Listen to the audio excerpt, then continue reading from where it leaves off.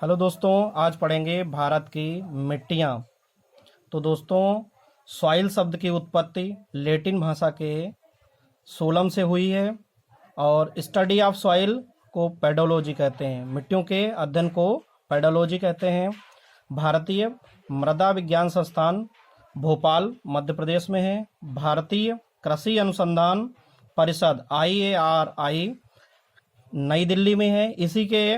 इसी ने मिट्टियों को 8 भागों में बांटा है, जो नीचे इस प्रकार दी गई हैं, जैसे जलोढ़ मिट्टी, काली मिट्टी या रेंगुर मिट्टी, लाल या पीली मिट्टी, लेटराइट मिट्टी, पर्वतीय मिट्टी, मरुस्थलीय या रेतीली मिट्टी, क्षारीय मिट्टी या रेह या ऊसर मिट्टी भी कहते हैं, पीट एवं जैवीय मिट्टी। ये कुल 8 प्रकार की मिट्टियां हैं।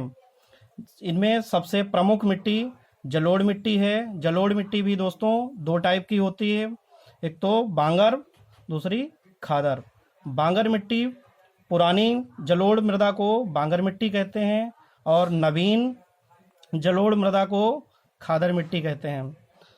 दोस्तों, काली मिट्टी को रेंगुर मिट्टी भी कहते हैं और कपासी मिट्टी भी कहते हैं, क्योंकि काली मिट्टी कपास के लिए सबसे महत्वपूर्ण मानी जाती है।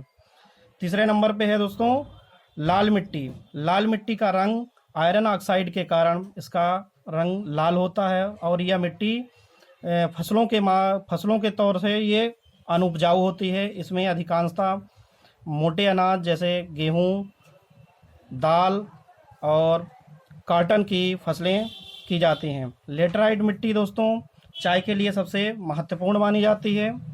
पर्वतीय मिट्टी और मरुस्थलीय मिट्टी, क्षारीय या रेह मिट्टी। क्षारीय मिट्टी को रेह या ऊसर या कल्हड़ मिट्टी भी कहते हैं, एल्कलाइन, इंग्लिश में एल्कलाइन सॉइल कहते हैं, क्योंकि यह क्षारीय होती है।